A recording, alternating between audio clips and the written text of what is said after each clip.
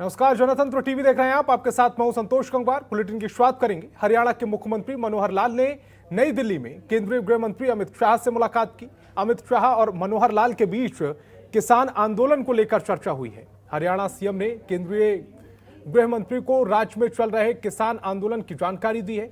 वहीं सिंगू और टीकरी बॉर्डर को खुलवाने की भी चर्चा हुई है। सीएम ने उम्मीद जताई है कि मामले का समाधान जल्द निकल सकता है। इसी के साथ एलनाबाद उपचुनाव और धान की खरीद को लेकर भी चर्चा हुई है।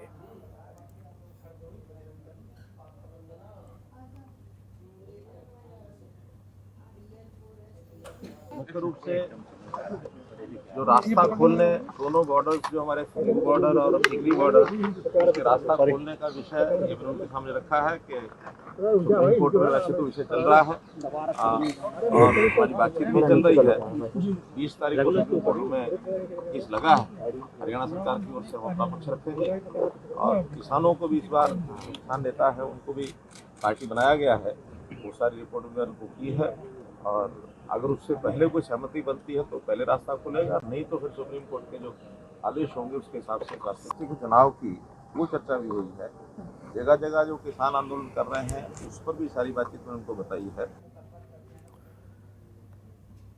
और सिंगू बॉर्डर के आसपास के गांव के लोगों ने प्रतिनिधिमंडल ने दिल्ली में मुख्यमंत्री मनोहर लाल से मुलाकात की और आंदोलन की वजह से बंद पड़े रास्तों को खोलने की मांग की है। वहीं लोगों की बातें और समस्याओं को सुनकर सीएम मनोहर लाल ने कहा कि सुप्रीम कोर्ट ने किसान संगठनों को अपना जवाब देने के लिए कहा है। सिंगू बॉर्डर के वैकल्पिक रास्तों को प्राथमिकता के आधार पर ठीक किया जाएगा और इस मामले पर सुप्रीम कोर्ट से जल्द निर्णय लेने की उम्मीद है। सोनीपत जिले के ये जो सिंगू बॉर्डर के जो आसपास के गांव के लोग हैं उनका एक प्रतिनिधिमंडल ये मिलने के लिए आया था। उनकी मुख्य समस्या तो जो रास्ता है सिंगू बॉर्डर का उसको खोलने के लिए उनकी ओर से डिमांड थी। इसका जैसे आपको पता है कि सर्वदूर इसकी मांग है कि रास्ते खोले जाएं। उसमें सुप्रीम कोर्ट ने भी संज्ञान लिया है। पिछली 4 तारीख को उन्होंने बुलाया था, हरियाणा सरकार को भी बुलाया था। संबंधित पक्षों में किसानों के प्रतिनिधियों को उस समय नहीं बुलाया था। बाद में उन्होंने 4 तारीख को कहा है कि अब किसानों के प्रतिनिधियों को भी बुलाया जाए। तो उनको सबको भी 43 लोगों को पार्टी बनाया है और उनको भी नोटिस जारी हुए हैं। तो अगली 20 तारीख वहाँ लगी है उनको वहाँ बुला करके, और ये सारा रास्ते का मुझे लगता है कि जल्दी इसका समाधान हो जाएगा। गृह राज्य मंत्री अजय मिश्रा टेनी के बेटे आशीष मिश्रा के क्राइम ब्रांच के सामने पेश होने के बाद पंजाब कांग्रेस अध्यक्ष नवजोत सिंह सिद्धू ने अपनी भूख हड़ताल को खत्म कर दिया है। हड़ताल खत्म करने के बाद सिद्धू ने इसे सत्य की जीत बताया है। वो बोले हैं कि विपक्ष का काम लोगों की आवाज उठाना है और उन्होंने वही किया है।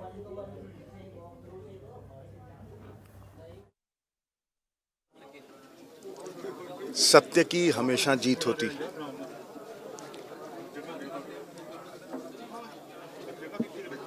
न्याय से बड़ा राष्ट्र चलाने के लिए न्याय है तो सुशासन है, न्याय नहीं है तो कुशासन है। कोई व्यक्ति राजा भी हो, न्याय से बड़ा नहीं है। यही सत्य है। सत्य की इस लड़ाई में आज जीत हुई है। किसान भाइयों की जीत हुई है, कश्यप साहब के परिवार की जीत हुई है, क्योंकि उन्हें मुआवजा नहीं चाहिए था, मुआवजा से ज़्यादा उन्हें न्याय चाहिए था। ये यकीन वापस आना चाहिए। किसान भाइयों के इस पवित्र सत्याग्रह में यदि प्राणों की आहुति भी जाती तो कोई गम नहीं था, क्योंकि वो कर्तव्य पथ था, वो फर्ज था। आखिर में ये कहता हूं कि योद्धा वही जो जूझे रण के अंदर, मित्र वही जो समय पे काम आए, योगी यति मानव की मति, सत्य के मार्ग पे चल के ही परम पद पाए। और हरियाणा के गृह मंत्री अनिल विज ने पंजाब कांग्रेस के प्रदेश अध्यक्ष नवजोत सिंह सिद्धू के मौन व्रत पर चुटकी ली है। उन्होंने कहा कि सिद्धू अगर स्थायी तौर पर मौन व्रत रखते तो इससे देश और कांग्रेस को शांति मिलती। अनिल विज ने कांग्रेस को डूबता हुआ जहाज करार दिया है, जबकि लखीमपुर खीरी मामले में किसान नेताओं को भी धैर्य रखने की सलाह दी है।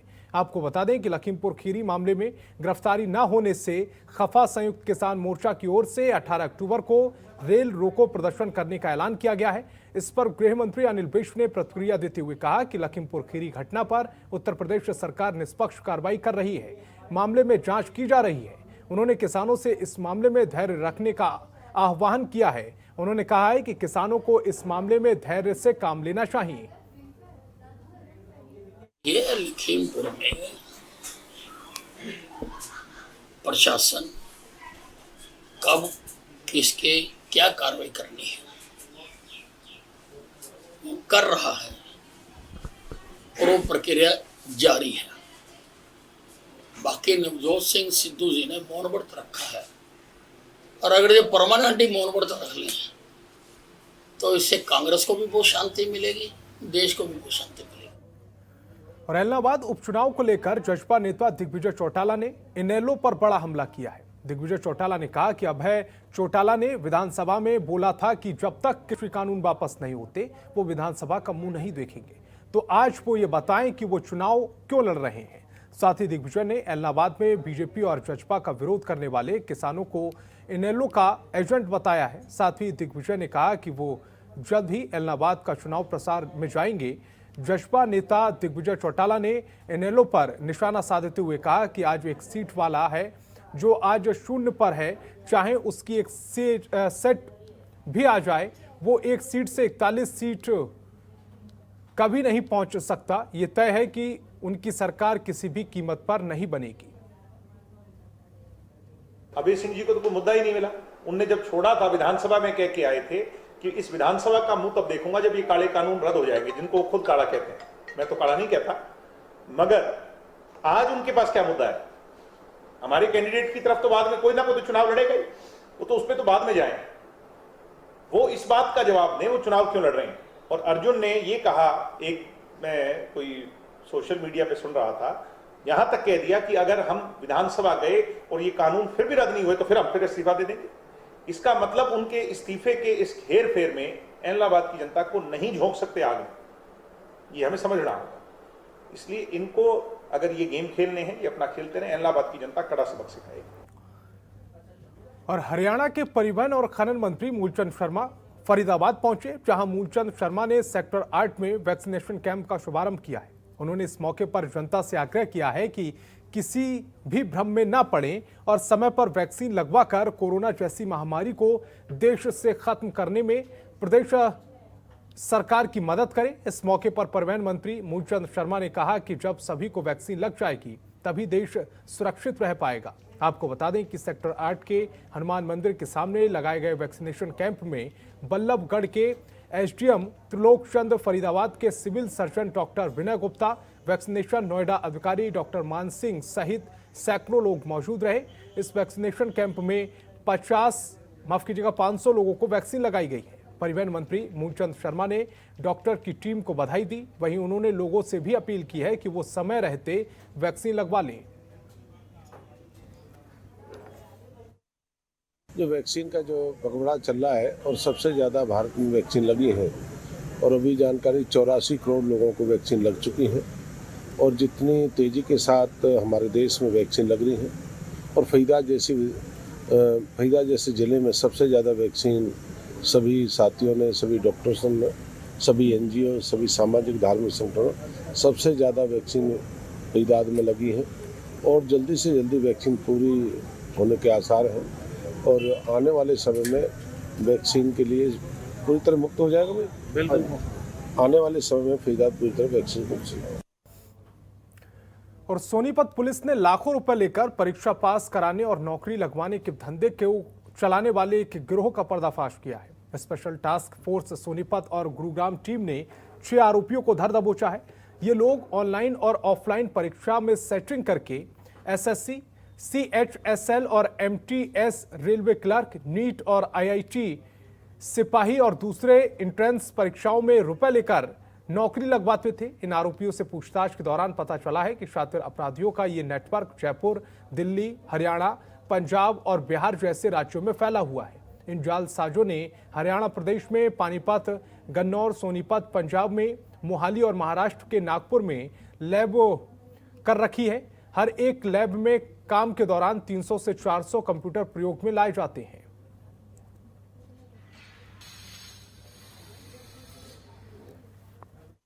हमारे पास ये 2 इनामी जो कि अशोक उर्फ मोनू और उनके साथीगण हैं 5 और, जो कि ऑनलाइन जो पेपर दिलवाते हैं नौकरी लगवाने के लिए, उस तरह का फ्रॉड करते थे काफ़ी टाइम से। करीब 2012 से इन्होंने ये काम स्टार्ट किया था।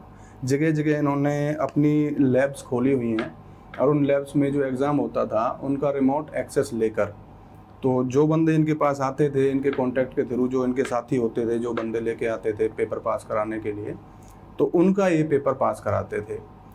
और जितने भी नौकरियों में इन्होंने एग्ज़ाम दिलवाए हैं उनमें इनका अलग अलग सभी का रेट होता था कि किसी में 5 लाख है, तो किसी में 2 लाख है, तो किसी में 3 लाख है पेपर पास कराने का। झज्जर के गांव खातीवास की चौपाल खंडर का रूप धारण कर चुकी है। अब ग्रामीणों के सहयोग से श्री कृष्ण धर्मशाला का निर्माण किया जाएगा। इस निर्माण का बीड़ा पूरे गांव ने उठाया है। इस मामले में विशेष बात यह है कि जब ग्रामीणों ने गांव में सामूहिक तौर पर पंचायत कर इस श्री कृष्ण धर्मशाला के निर्माण की रूपरेखा तैयार की, तो उसी दौरान गांव के ही एक आवाज पर हस्ताक्षर के भीतर ही निर्माण के लिए 51 लाख रुपए का चंदा इकट्ठा हो गया। इस धर्मशाला के निर्माण के लिए बाकायदा जिला उपायुक्त श्यामलाल पुनिया शिलान्यास कार्यक्रम में पहुंचे और ब्राह्मण मंत्रोच्चार के बीच धर्मशाला के निर्माण का शिलान्यास कार्यक्रम शुरू हुआ। कार्यक्रम में समाज के गणमान्य लोगों ने हिस्सा लिया। इस कार्यक्रम में संस्कार एजुकेशन सोसाइटी के डायरेक्टर महिपाल उर्फ बिल्लू भी पहुंचे। नवरात्र के पावन अवसर पर समस्त ग्रामवासियों को बधाई देना चाहूँगा।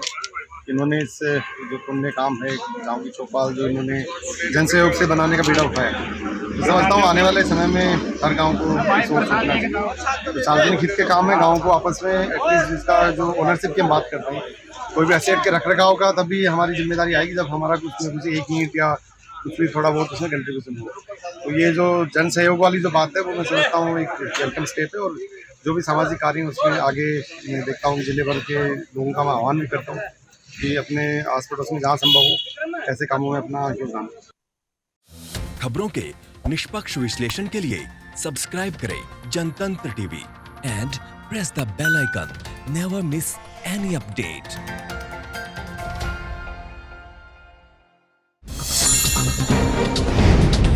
डाउनलोड कीजिए जनतंत्र टीवी ऐप को, जो कि अवेलेबल है गूगल प्ले और ऐप स्टोर पर। अधिक जानकारी के लिए अभी डाउनलोड करें।